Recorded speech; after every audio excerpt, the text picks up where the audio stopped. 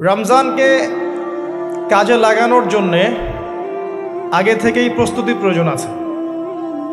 যে ব্যক্তি নামাজ পড়ে না 5 ওয়াক্ত, রমজানের প্রথম দিনেই সে 5 ওয়াক্ত নামাজি হয়ে যাবে, এটা কিন্তু ডিফিকাল্ট। এই জন্য এখন থেকেই নামাজের চর্চা করতে হবে। রমজানে কয়েকটা কাজ খুব বেশি বেশি গুরুত্ব দিয়ে করবেন। 1 নাম্বার, জামাতের সাথে 5 ওয়াক্ত সালাত পারা যাবে ইনশাআল্লাহ। 2 নাম্বার, নিজের মালের যাকাত দিয়ে দিবেন। এটা কি ব্যবসায়িক সমিতির উদ্যোগে প্রোগ্রাম? নিজেদের মালের যাকাত হিসেব করে মুফতি সাহেবদের কাছে যাবেন, কওমি ওলামায়ে কেরামের কাছে যেতে পারেন, গিয়ে যাকাতের আপনার নিসাব হিসাব করে নেবেন যে আপনার কতটুকু যাকাত এসেছে, এবং এটা দেওয়ার সবচেয়ে উত্তম সময় হচ্ছে রমাদান মাস। যাকাতগুলো দিয়ে দিবেন, আল্লাহ পাক তৌফিক দান করুন। সাদাকাতুল ফিতর দিবেন রমজান মাসে। তারাবির সালাত অবশ্যই অ্যাটেন্ড করবেন, তারাবির সালাত মিস করবেন না। পরিবারের ব্যক্তিদেরকে একসাথে নিয়ে ইফতার করবেন, আলাদা আলাদা করে করবেন না। বেশি থেকে বেশি মানুষকে ইফতার করাবেন, সামাজিকভাবে, রাষ্ট্রীয়ভাবে, সংগঠনের উদ্যোগে বা ব্যক্তিগত পর্যায়ে বেশি থেকে বেশি মানুষকে ইফতার করাবেন। এবং কোরআনুল কারীমকে বেশি সময় দিবেন। প্রতিদিন অন্তত পক্ষে 1 পারা করে তেলাওয়াত পড়বেন। যারা হাফেজ কোরআন তারা পুরো কোরআন হিফজ আবার চর্চা করবেন। যারা আরও বড় লেভেলে আছেন, কোরআন গবেষণা করবেন। 5 ওয়াক্ত নামাজের পরে একটা করে হাদিস পড়ার চেষ্টা করবেন মসজিদের মধ্যে।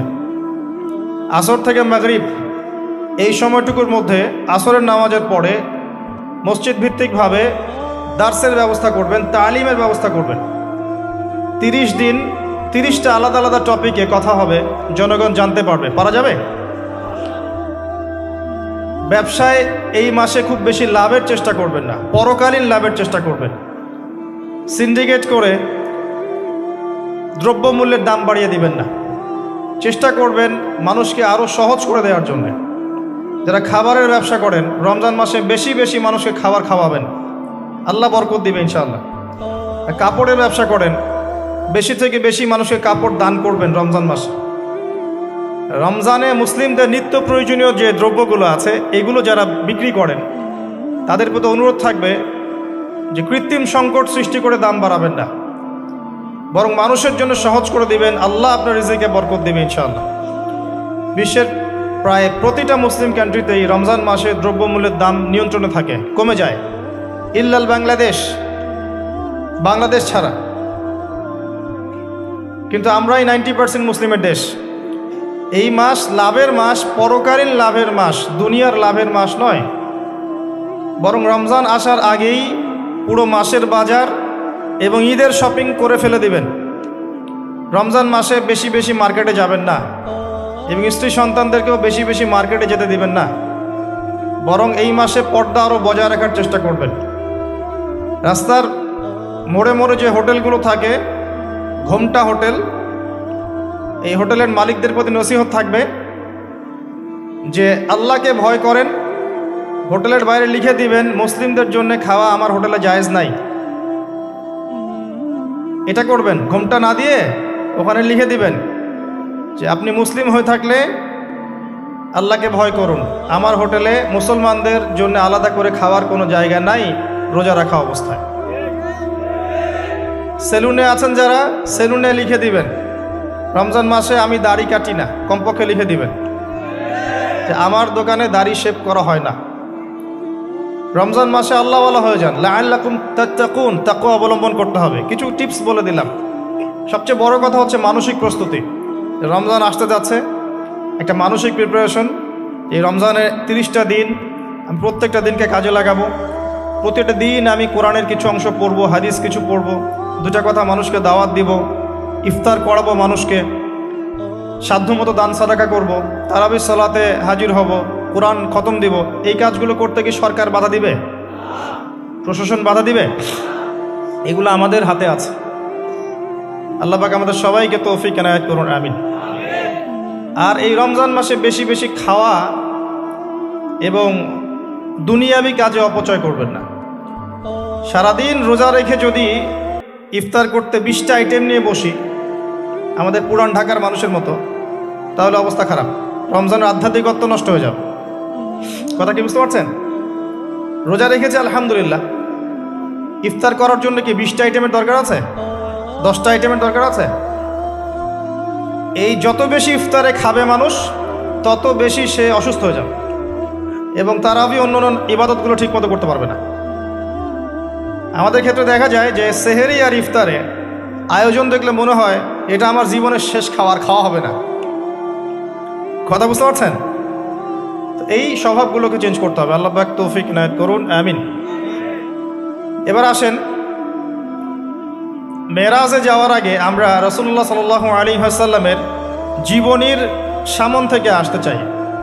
আর আমি যে কথাটা বলতে চেয়েছিলাম সেটা হচ্ছে, রমজান আসার আগেই নবী সাল্লাল্লাহু আলাইহি ওয়াসাল্লামের জীবনী একবার পড়ে শেষ করবেন, ওয়াদা করেন। হাত উঁচু করেন, হাত নামান। সবচাইতে সেরা বই আমার কাছে জীবনীর উপরে, নবী সাল্লাল্লাহু আলাইহি ওয়াসাল্লামের জীবনীর উপরে অনেক বই আছে, তবে আমার কাছে মনে হয় সবচেয়ে বেস্ট বইটা হচ্ছে আর রাহিকুল মাখতুম। নাম মনে থাকবে? রাহিকুল মাখতুম, আল্লামা সফিউর রহমান মোবারকপুরী রাহিমাহুল্লাহ, যিনি এই সাবকন্টিনেন্টের মানুষ ছিলেন, তিনি বইটা লিখেছেন এবং বইটা 1182টা বইয়ের মধ্যে প্রথম স্থান অধিকার করেছে। 1182টা বা 83টা বইয়ের মধ্যে এই বইটা প্রথম স্থান অধিকার করেছে এই সৌদি আরবের কম্পিটিশনে। তো এই বইটার যে প্রাণবন্ত সিরাতের বই আমি আসলে পড়িনি, আর অনেক সিরাতের বই আছে এবং আমি অনুরোধ করব সিরাতের বেশি বেশি বই কিনবেন। একটা সিরাতের বইয়ের সব তথ্য হয়তো থাকবে না, এখানে ভেরিয়েশন আনতে হবে আপনাকে। বিভিন্ন সিরাতের বই কিনবেন, কিন্তু আর রাহিকুল মাখতুম বইটা মাস্ট বি পড়ার চেষ্টা করেন। রমজান মাস আসার আগেই বইটা শেষ করবেন, ওয়াদা করেন ইনশাআল্লাহ। আল্লাহ পাক তৌফিক দান করুন। এবং রমজান মাস আসার আগেই কোরআন তেলাওয়াত শিখে নেবেন, ওয়াদা করেন। আগামীকাল থেকেই প্রয়োজনে স্থানীয় মসজিদে যিনি ইমাম আছেন বা মুয়াজ্জিন সাহেব আছেন বা মাদ্রাসা শিক্ষকরা আছেন, তাদের কাছে যাবেন। 1 থেকে 2 মাসের বেশি সময় লাগার কথা না আপনার তাজবিদ শিখতে। সবার তো শিখলেই বিশুদ্ধ হয়ে যাবে না। পড়তে পড়তে পড়তে পড়তে একটা পর্যায়ে আপনার মুখের মধ্যে জড়তা আল্লাহ কাটিয়ে দিবে, তখন আপনি ইনশাল্লাহ ফ্লুয়েন্টলি পড়তে পারবেন। কিন্তু শিখতে, নিয়মকানুনগুলো শিখতে 1 থেকে 2 মাসের বেশি লাগার কথা না। আর আমি জানি আপনারা জীবনে অনেক কিছুই পড়েছেন। আপনারা জীবনে এসএসসি, এইচএসসি, অনার্স মাস্টার সব করেছেন, বিবি এমবিএ করেছেন, ডক্টরেট ডিগ্রি অর্জন করেছেন, মেডিকেল সায়েন্স পড়েছেন, কঠিন কঠিন সাবজেক্ট পড়েছেন, বাংলা সাহিত্য পড়েছেন, উপন্যাস পড়েছেন, শরৎচন্দ্র, বঙ্কিমচন্দ্র, হুমায়ুন আহমেদ সব পড়ে শেষ করে ফেলেছেন। রবীন্দ্র নজরুল তো শেষ আগেই। ইংরেজিতে অনার্স করছেন, ইকোনমিক্সে অনার্স করছেন, ম্যানেজমেন্ট পড়ছেন, অ্যাকাউন্টিং পড়ছেন, কঠিন সাবজেক্ট পড়ছেন, ফিজিক্স কেমিস্ট্রি পড়ছেন, বায়োলজি পড়ছেন, কিন্তু 1-2 মাস 3 মাসের মধ্যে আপনি কোরআন শিখতে পারবেন না, এটা আসলে বিশ্বাসযোগ্য নয়। এই ক্যাপাবিলিটি আল্লাহ পাক আপনার মস্তিষ্কে দিয়েছেন, আল্লাহর ওয়াস্তে আপনি কাজে লাগান, ইনশাল্লাহ পরকালে আপনি সফল হবেন। রমজান আসার আগেই শিখতে হবে এই কারণে, যাতে রমজানের প্রথম দিন থেকেই আপনি তেলাওয়াত করতে পারেন, ডেইলি 1 পারা যাবে ইনশাল্লাহ। এই কোরআন কার উপর নাজিল হয়েছে? মুহাম্মদ সাল্লাল্লাহু আলাইহি ওয়াসাল্লামের প্রতি। কখন নাজিল হয়েছে আমাকে বুঝতে হবে। একটু বসেন, রিল্যাক্স হন, আমাকে দেখা না গেলে কোনো সমস্যা নেই, আমার কথাগুলো শুনেন। আর আমি তো জামাই না যে আমাকে দেখতেই হবে। তো নবী সাল্লাল্লাহু আলাইহি ওয়াসাল্লাম যে সময়ে তার উপরে কোরআন নাজিল হয়েছে, এই সময়টা একটু বুঝতে হবে। ওই যুগটাকে বলা হয় কি? আইয়ামে জাহিলিয়াত, মানে কি? অন্ধকারাচ্ছন্ন যুগ। ওই যুগে মৌলিকভাবে অনেক সমস্যা ছিল, কিন্তু মোটা দাগে 5টা সমস্যা ছিল। কয়টা? 5টা। এখান থেকে আমি মেরাজের দিকে যাবো ইনশাআল্লাহ। 5টা মৌলিক সমস্যা ছিল। 5টা সমস্যার প্রথম হচ্ছে শিরক। ওই যুগের মানুষরা আল্লাহর সাথে শিরক করত। তারা মূর্তি পূজা করত, তারা মাধ্যম পূজা করত, তারা কবর পূজা করত, তারা মৃত ব্যক্তির পূজা করত, তারা প্রকৃতির পূজাও করত কোনো কোনো ক্ষেত্রে। আর অল্প কিছু মানুষ ছিল নাস্তিক, অল্প কিছু, খুব বেশি না। এই যে শিরকের এই সমস্যাটা এখনকার বিশ্বের মধ্যে নাই। আচ্ছা, দ্বিতীয় সমস্যা ছিল রিবা বা সুদ। তাদের ম্যাক্সিমাম মানুষ সুদ ভিত্তিক অর্থনীতির সাথে জড়িত ছিল। এই সমস্যাটা কি এখনকার বিশ্বে নাই? আছে। তৃতীয় সমস্যাটা ছিল এই, আপনাদের মোবাইল ফোনগুলো সাবধানে রাখবেন। এই পর্যন্ত যতগুলো মাহফিলে গিয়েছি, এখন দেখি খুব অবজেকশন আসে যে অ্যানাউন্স করতে বলা হয় যে অনেকের মোবাইল পাওয়া যায় না। তো মোবাইল ফোনগুলো একটু সাবধানে রাখবেন। এখানে আল্লাহ না করুক এমন মানুষও আসতে পারে যার উদ্দেশ্য ভালো না, তো এটা একটু খেয়াল রাখবেন। তো দ্বিতীয় সমস্যা ছিল রিবা, যেটা এখনকার বিশ্বের অন্যতম মৌলিক সমস্যা। আপনি যদি বিশ্বের অর্থনীতির দিকে তাকান, আপনি দেখবেন বিশ্বের পুরো অর্থনৈতিক সিস্টেমটা সুদভিত্তিক। কেউ এর বাইরে নয়, কেউই বাইরে নয়। আমরা এমন একটা যুগে বাস করছি যেখানে কেউ যদি সুদ থেকে বাইরে থাকতে চায়, যে আমি মোটেই খাবো না, একবারেই খাবো না, টোটালি খাবো না, তারপরেও তার গায়ের মধ্যে সুদের ছিটা ফোটা লাগবে। আমার কথা বুঝতে পারছেন? এটা সেই যুগ। কিভাবে লাগবে সেটা সম্পর্কে জানার জন্যে রিবা কেন্দ্রিক যে বইগুলো আছে, আল্লামা তকি উসমানের বই আছে, ইনশাআল্লাহ আগামীতে এটার উপর বিস্তারিত আলোচনা আসবে। এগুলো পড়েন এবং শোনেন, ইনশাআল্লাহ কাজে দেবে। শুধু এতটুকু বলবো, যে খায়, যে দেয়, যে সাক্ষী থাকে এবং যে লিখে রাখে, উভয়কেই, এই চার শ্রেণীর মানুষকেই নবী সাল্লাল্লাহু আলাইহি ওয়াসাল্লাম সমান অপরাধী বলেছেন। পুরো সিস্টেমটার মধ্যে এগুলো পড়ে যাবে। এমনকি যদি দেখেন আমি খাচ্ছি না, একটা ফ্ল্যাট বাসায় ভাড়া আছে, এই বাসা যে করেছে সে সুদের লোন নিয়ে করেছে, আমার ভাড়ার টাকা থেকে সে লোন শোধ করে, পরোক্ষভাবে আমিও সুদের সাথে জড়িত আছি। এটা সেই যুগ যেখানে আপনি বেঁচে থাকতে চাইলে পারবেন হয়তোবা, যদি আপনার তাকওয়া অনেক উঁচু লেভেলের হয়, কিন্তু ধুলি কণা আপনার গায়ে লাগবেই, আপনি বাঁচতে পারবেন না। তৃতীয় সমস্যা ছিল মাদক। আইয়ামে জাহিলিয়াতের তৃতীয় সমস্যা ছিল মাদক। এখনকার বিশ্বের দিকে আপনি তাকান, আপনি দেখবেন ম্যাক্সিমাম যুব সমাজ এই সমস্যায় নিপতিত আছে না? সেম সমস্যা। চতুর্থ সমস্যা ছিল নারীর অবমাননা। এটা সম্পর্কে বলার আমার কোনো প্রয়োজন নাই, যথেষ্ট বলেছি এই পর্যন্ত আমি। নারীকে যেভাবে আজকে আমরা পণ্যের ন্যায় ব্যবহার করছি, এটা আইয়ামে জাহিলিয়াতের সেই বন্যতাকেও হার মানিয়েছে। 5 নম্বর সমস্যা ছিল গোত্রীয় দ্বন্দ্ব, গোত্রীয় রক্তক্ষয়ী সংঘাত। এটা এখন বৈশ্বিক রূপ নিয়েছে। ধর্মের মধ্যে সংঘাত, পলিটিক্সের সংঘাত, বিশ্বের দেশগুলোর মধ্যে সংঘাত। এই যে এখন একটা নতুন সংঘাত চলছে, আল্লাহ জানে এটার মোড় কোন দিকে যাবে। যদিও এতটুকু মনে রাখবেন, বিশ্বের একটা শক্তি চায় যে বিশ্বে একটা পারমাণবিক যুদ্ধ হোক।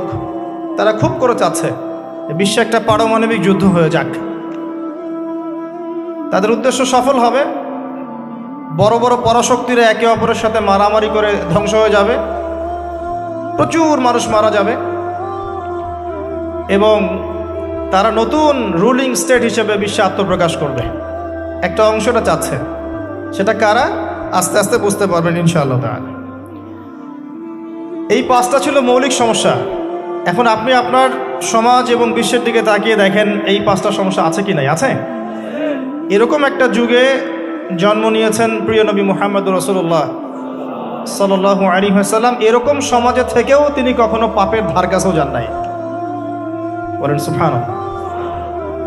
এরকম একটা সমাজে থেকেও যখন তিনি নবী হননি, তখনও পাপের ধার কাছেও তিনি যান নাই। তিনি কখনো শিরক করেননি, কখনো মূর্তি পূজা করেননি, কখনো রিবা খাননি, আর বাকি বিষয়গুলো ধার কাছেও যাননি। বরং তিনি হিলফুল ফুজর তৈরি করেছিলেন যাতে করে সমাজের এই অসঙ্গতিগুলো দূর করা যায়। এটা তো আপনারা জানেন। এরপর তিনি নবী হলেন 40 বছর বয়সে। প্রথম কোন আয়াত নাজিল হয়েছিল? সূরা আলাকের প্রথম 5 আয়াত আল্লাহ পাক প্রথমে পড়তে বলেছেন, ইকরা বিসমি রাব্বিকাল্লাযী খালাক। খালাকাল ইনসানা মিন আলাক ইকরা ওয়া রাব্বুকাল আকরাম আল্লাযী আল্লামা বিল কলম আল্লামাল ইনসান মা লাম ইয়ালাম। এখানে প্রথম কথাটা হচ্ছে পড়ুন। আল্লাহ পাক প্রথমে বললেন না সুদ খেও না, শিরক করো না, মাদক সেবন করো না, জেনার ধার কাছেও যেও না। আল্লাহ পাক এগুলো কিছুই বললেন না। এমনকি আল্লাহ এটাও বললেন না সুবহানাহু ওয়া তাআলা যে নামাজ আদায় করো, যাকাত দাও, রমজান মাসে সাওম রাখো। আল্লাহ পাক কি বললেন? পড়ুন। আপনার জীবনের প্রথম ফরজ হচ্ছে পড়াশোনা করা। আমাদের জীবনের প্রথম ফরজ হচ্ছে পড়াশোনা করা। যে যত বেশি কনস্ট্রাকটিভ সিলেবাসে পড়াশোনা করবে তার অন্তর্দৃষ্টি তত বেশি সুদূর প্রসারী হবে ইনশাআল্লাহ তাআলা, এবং তার আমল আরও সুন্দর হবে, তার ব্যবহার সুন্দর হবে, চরিত্র সুন্দর হবে, তার মনুষ্যত্ব ভালো হবে। তার দ্বারা সমাজ, দেশ, রাষ্ট্র, উম্মাহ ভালো কিছু পাবে ইনশাআল্লাহ। অশিক্ষিত মূর্খ জনগণকে দিয়ে রাষ্ট্রের কোনো কাজ নাই, আছে? তবে শিক্ষাটা হতে হবে এমন জ্ঞান, ইকরা বিসমি রাব্বিকাল্লাযী খালাক। পড়ুন আপনার সেই রবের নামে যিনি আপনাকে সৃষ্টি করেছেন। যে জ্ঞান আপনাকে আপনার স্রষ্টা, ওদের ভাষা ব্যবহার করে বলছি, আপনার ইলাহ আল্লাহর দিকে নিয়ে যাবে, সেটাই প্রকৃত জ্ঞান। যে জ্ঞানটা আপনাকে আল্লাহ থেকে দূরে সরাচ্ছে দিন দিন, এটা জ্ঞান নয়, এটা জাহেলিয়াত। আমি কি বুঝাতে পারছি? এবার আপনি চিন্তা করে দেখেন যে আপনার জ্ঞানটা আপনাকে কি আল্লাহর দিকে নিয়ে যাচ্ছে নাকি আল্লাহ থেকে দূরে সরাচ্ছে। এরপরে আপনি চিন্তা করবেন আপনি প্রকৃত জ্ঞানী কিনা। কেউ যদি অক্সফোর্ড, কেমব্রিজ, হার্ভার্ড থেকে পাশ করে আসে, এসে বলে যে পর্দা এটা সেকেলে প্রথা, ওই যুগে চলতো এই যুগে চলে না, এই ব্যক্তিকে আমরা জ্ঞানী বলতে পারি না। কেউ যদি বাইরে থেকে বড় ডিগ্রি এসে বলে যে ইসলাম আসলে এই যুগে চলে না ওই যুগে চলতো, সুদের মধ্যেই আছে অগ্রগতি আর প্রগতি, ফ্রি মিক্সিং ভালো জিনিস, ছেলে মেয়ে একসাথে পথ চলবে, খারাপ কিছু না, মাদকদ্রব্য খাওয়াই যায়, মানুষ মাদকদ্রব্য খেলে ভালো কাজ করার উৎসাহ পাবে, সমকামিতা একটা বাক স্বাধীনতা, ব্যক্তি স্বাধীনতা, এরকম কথাবার্তা যদি কেউ বলে বা আল্লাহর হালালগুলোকে হারাম করে দেয়, হারামগুলোকে হালাল করে নেয়, এই ব্যক্তি বা এই সম্প্রদায়কে আমরা জ্ঞানী বলতে পারি না। কারণ তাদের জ্ঞান তাদেরকে আল্লাহ থেকে দূরে সরিয়ে দিয়েছে।